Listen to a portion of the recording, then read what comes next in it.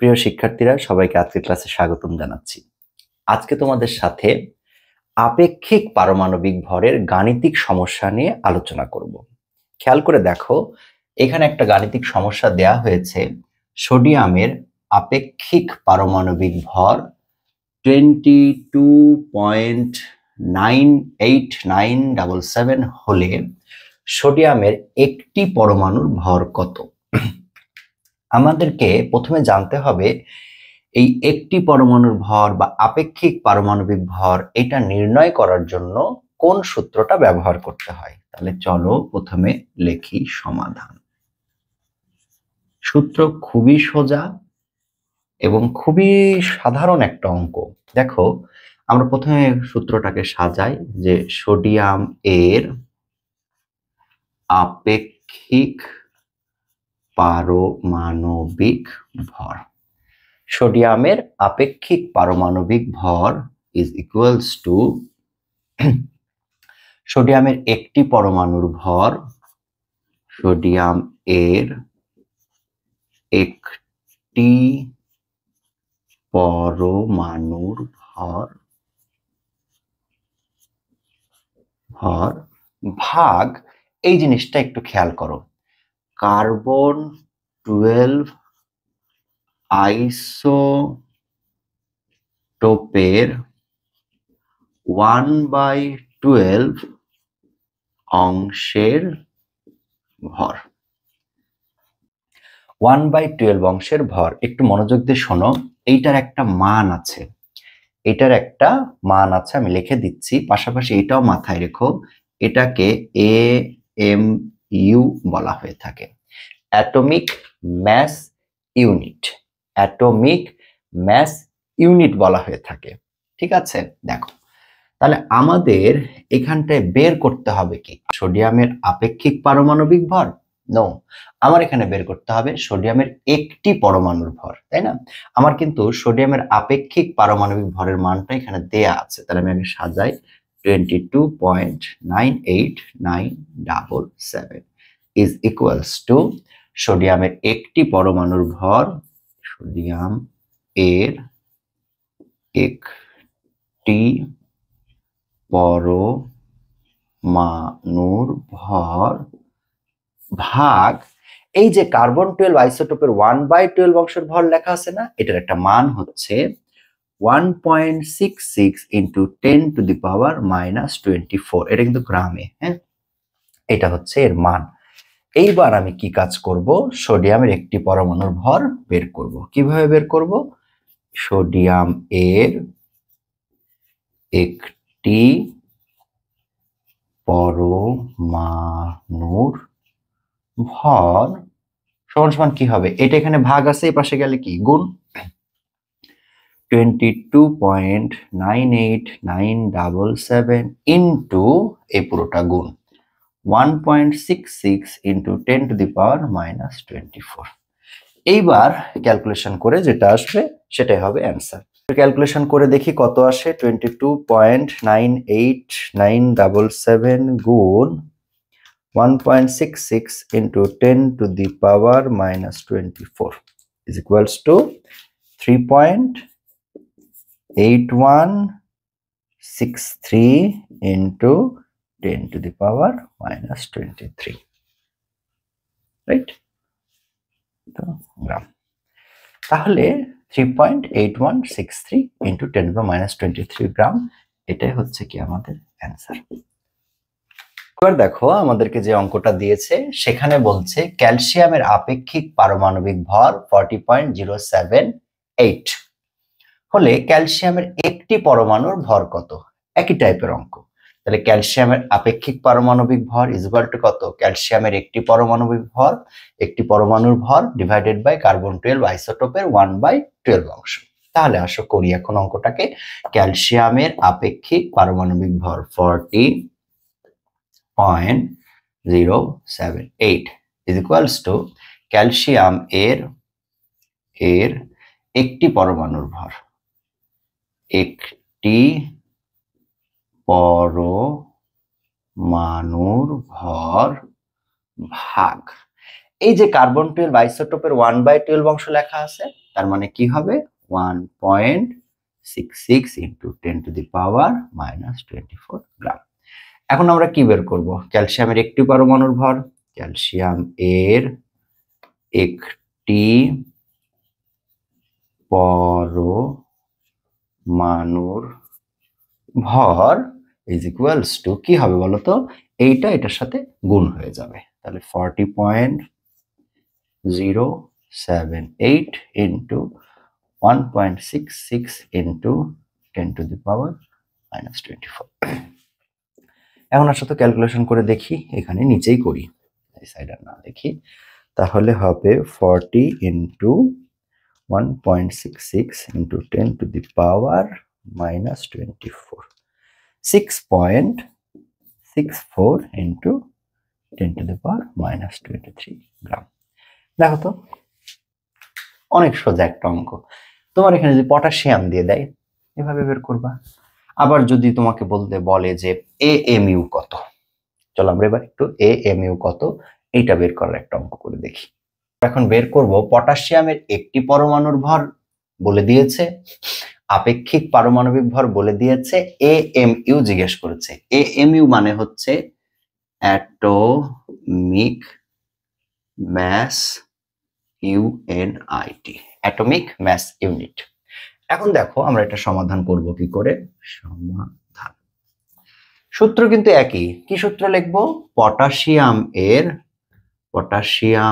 এর আপেক্ষিক পারমাণবিক ভর সমান সমান পটাশিয়ামের একটি পরমাণুর ভর, পটাশিয়াম এর একটি পরমাণুর ভর ডিভাইডেড বাই কার্বন 12 আইসোটোপের 1/12 অংশের ভর।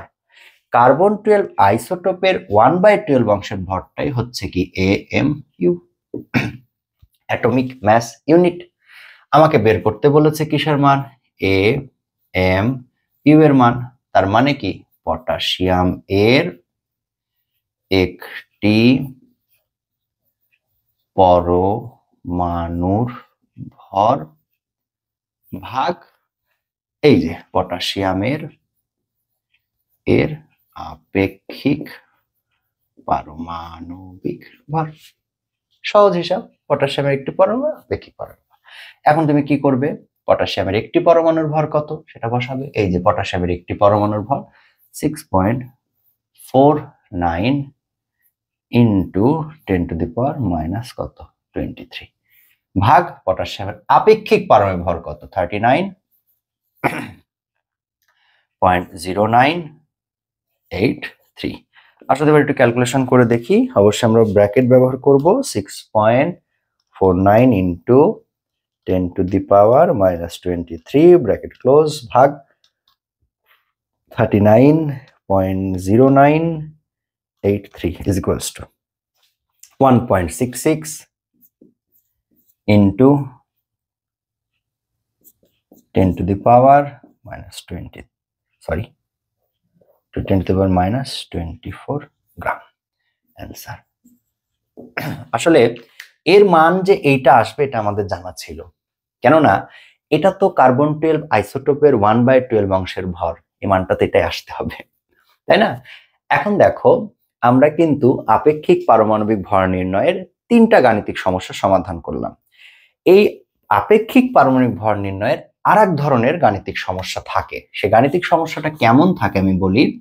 সেখানে আইসোটোপ বলা থাকে, আইসোটোপ বলা থাকে, আর বলা থাকে শতকরা প্রাচুর্যতা, শতকরা মান বলে দেওয়া থাকে।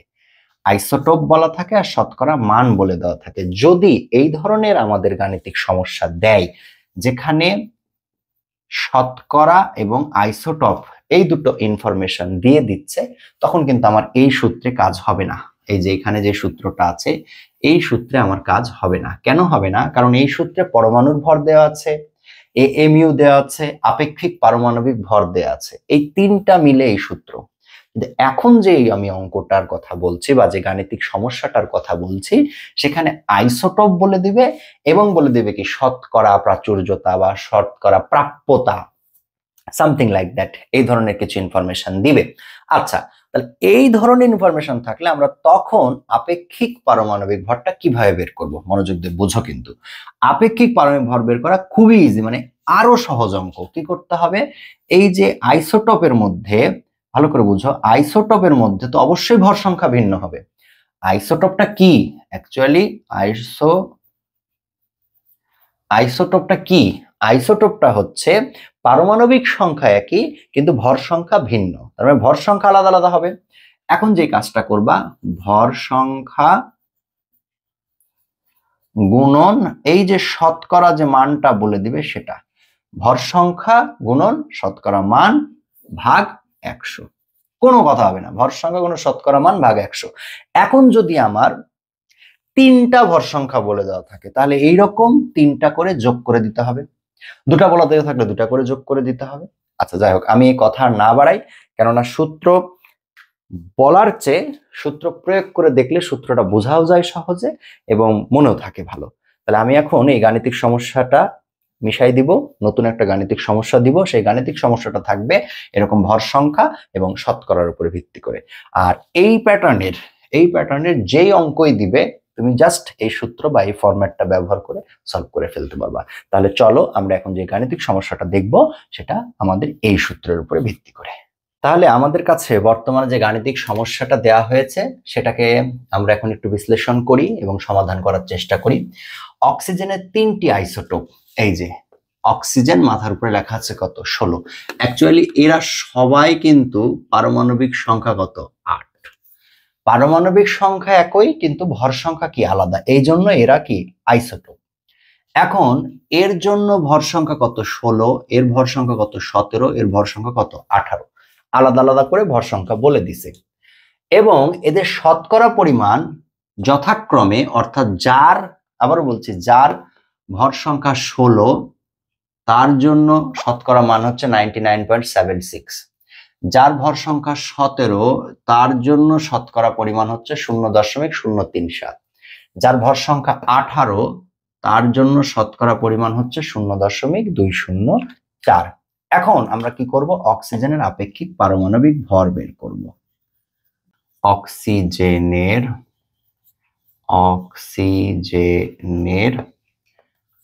আপেক্ষিক পারমাণবিক ভর সমান সমান। আচ্ছা, এবার একটা কথা বলি, এই ধরনের প্রবলেম সলভ করার সময় প্রথমে শতকরা পরিমাণগুলো যোগ করবা।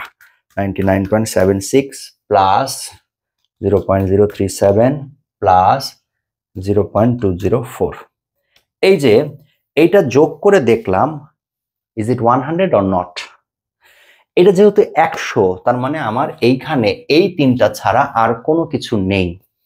যদি এমনটা হতো যেটা 100 হচ্ছে না, তার মানে বুঝতে হতো এখানে অন্য আর একটা কোনো কিছু আছে, তখন সেটার দিকে আমাদেরকে ভাবনা চিন্তা করতে হতো। যেহেতু এখানে নাই, তাহলে এটা নিয়ে আর ভাবনা চিন্তা করারও দরকার নেই। তাহলে আমি এখন কি করব? আমি এখন যে কাজটা করব, ভাগ তো অবশ্যই কত দিয়ে দিব? 100। এখন কি করব? দেখো, ভর সংখ্যা কত? 16 গুণ শতকরা মান কত? 99.76 যোগ ভর সংখ্যা কত? 17 গুণ 0.037 যোগ ভর সংখ্যা কত? 18 গুণ 0.204। এই যে এখন বিষয় হচ্ছে, এগুলোকে আমি বারবার আলাদা আলাদা আলাদা করে লিখতে চাইলে লিখতে পারতাম, কিন্তু দরকার কি ভাই, সময়টা অযথা নষ্ট করা হবে না, কোনো দরকার নেই। তার চেয়ে বরং আমরা একসাথে সবগুলোকে সলভ করে ফেলি। এখন আমি যে কাজটা করব, এগুলো সবগুলোর হিসাব করব। 1596.16 plus 17 into 0.037 is equals to কত আসলো? 0.629 প্লাস 18 ইন্টু 0.204 3.672 ডিভাইডেড বাই কত 100। আচ্ছা, তাহলে এবার আমরা সবগুলোকে যোগ করে 100 দিয়ে ভাগ করে দেব। 1596.16 প্লাস 0.629 প্লাস 3.672 আসলো হচ্ছে 1600.461 ডিভাইডেড বাই 100। এটাকে যদি আমি ভাগ করি 100 দিয়ে, তাহলে আমার আসবে হচ্ছে 16.00। তার মানে আমার অ্যাকচুয়ালি অ্যান্সার আসলো কত? 16। অর্থাৎ আমার অক্সিজেনের আপেক্ষিক পারমাণবিক ভর এখানে আসলো কত? 16। এখন তোমাকে এই ধরনের যতগুলোই অঙ্ক দিক না কেন, যদি ভর সংখ্যা এবং শতকরা পরিমাণ বলে দেয়, কোনো কিচ্ছু ভাববা না। ভর সংখ্যা শতকরা পরিমাণ গুণ যোগ ভর সংখ্যা শতকরা পরিমাণ গুণ, আরো থাকলে যোগ ভর সংখ্যা শতকরা পরিমাণ গুণ ভাগ কত? 100। এইভাবে করলে অঙ্ক হবেই ইনশাআল্লাহ। আমাদের এইবারের গাণিতিক সমস্যাটা আগের বারেতে একটু আলাদা। সূত্র একই, আলোচনাও একই, সবই ঠিক আছে, কিন্তু সমস্যার সমাধানের প্রসেসটা করতে হবে একটু আলাদা। আগের বারগুলোতে আমাদেরকে শতকরা পরিমাণ বলে দিয়েছিল, এইবার শতকরা পরিমাণ বের করতে দিয়েছে। খুব বেশি ঝামেলা না। দেখো, কপারের দুইটি আইসোটোপ, একটা হচ্ছে কপার 63, একটা হচ্ছে কপার 65। ভালো কথা, আপেক্ষিক পারমাণবিক ভর 63.5, এটা আমাদেরকে বলে দেওয়া হয়েছে। শতকরা পরিমাণ জানতে চেয়েছে। দেখো, এইটা এবং এইটা, এরা দুইজন মিলে শতকরা পরিমাণ কত? 100। তাহলে আমি যদি ধরে নিই একজন হচ্ছে এক্স, তাহলে আরেকজন কি হবে? 100 মাইনাস এক্স। তাহলে আমি একটু ধরে নিই, ধরি 63 CU এর শতকরা